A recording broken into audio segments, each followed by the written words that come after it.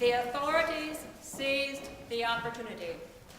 He was walking alone. None of his buddies were with him. So they surrounded him, got in his face, and said, "Who are you? What do you want?" they demanded. Now, I don't know about you, but when I am confronted, especially by authorities, I immediately go on the defensive. However, that lone man, Jesus, calmly answered them. He told them that he was hiding nothing from them. He explained that his people followed him not just because of his words, but also because of his actions. And to really describe his people, he used the most comforting of analogies. He explained that his people were like sheep. And that struck a chord. The authorities knew that sheep will listen to and heed the voice of the shepherd that they know and trust, because trust is built through actions. And the good shepherd, as the authorities well knew, is always with the sheep, talking to them and taking care of them. They know his voice, and they will follow only him. And this is crucial. It's crucial because sheep become so intent on their daily business of searching for food and water that they often get stuck on dangerous precipices or ledges, following those desired greens, or even worse. They chase that green grass with such focus that they become lost and they lose all sense of direction. And the shepherd always searches for them, calling them, because as soon as the panicked sheep hear his voice, they listen, and they follow that voice, the voice of their shepherd. The shepherd is devoted to them, and they are devoted to him. The voice of the shepherd means actions: comfort, safety, love, forgiveness. Comfort, safety, love, forgiveness. Now, how does that work with people? Well, I am reminded of Father Tom's sermon last week about Peter. Peter, the devoted friend of Jesus.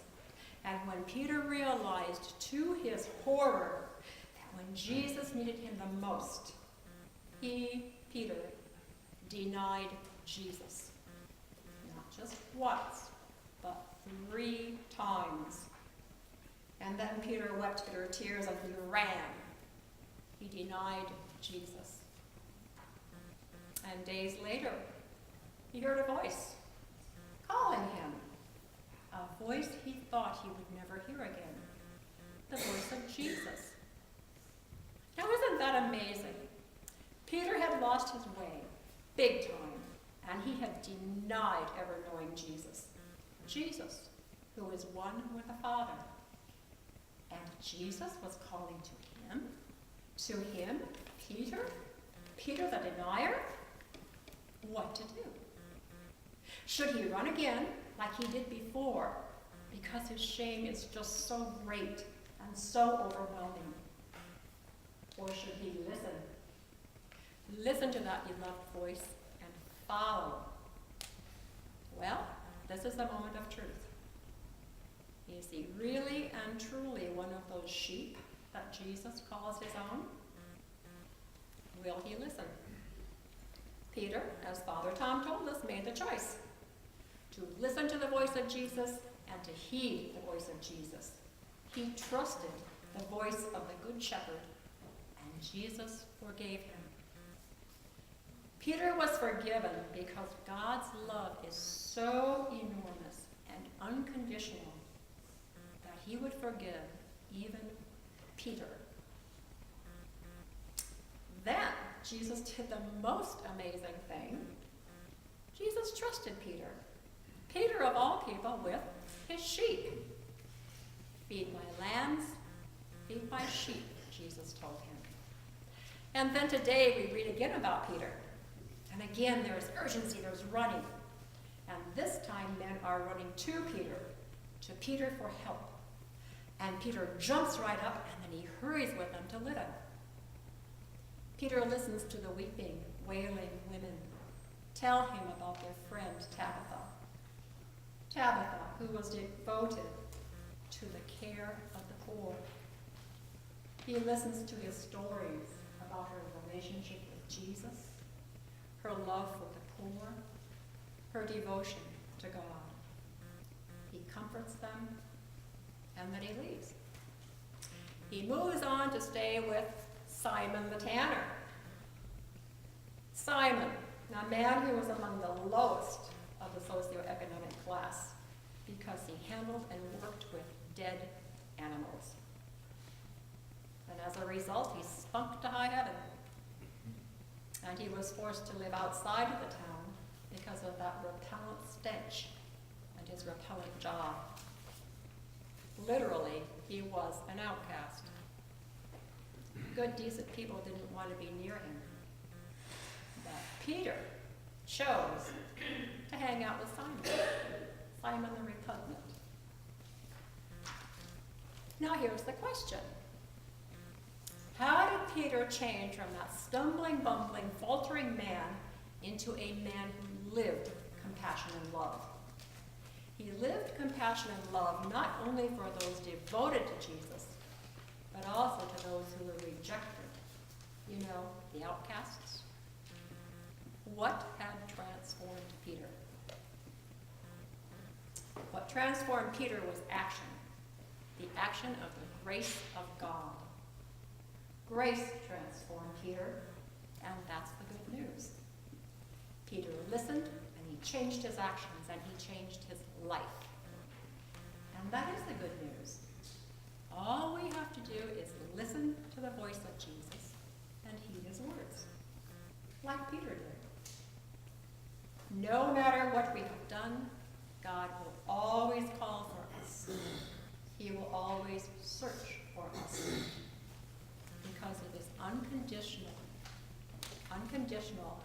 and uncontainable love for us. So, we know how to listen, but how do we heed his words? You know, how do we feed his sheep? Just like the gospel said. Jesus showed us. Jesus, he who never in his life refused to break bread with anyone, be they prostitute or Pharisee, doubter or denier, abused or the abuser, stumbler or believer, seeker or persecutor. Jesus never refused anyone. He never ran away from anyone. And that leads us to the big question. After we are forgiven, what will I do? What will we do? Will we run like Peter, the transformed man, ran to feed the sheep in the lambs? Will we run like Father Capon, the army chaplain who last week was posthumously awarded the Medal of Honor, our nation's highest military award for valor? Father Capon ran. He ran dodging enemy gunfire in Korea to bring medical and spiritual aid to wounded and dying soldiers. Will we run like the runners in the Boston Marathon, who, when they heard that explosion, ran? Will we run like them, those first responders who ran to the wounded, who ran to, not away from them? Will we run? Will we run like Peter the devoted? Will we run to the starving, the homeless, the battered, the poor, the prisoner, the outcast, the demonized? Will we run to them, or will we run away from them? What will we do? Will we listen and heed, like Peter the devoted did?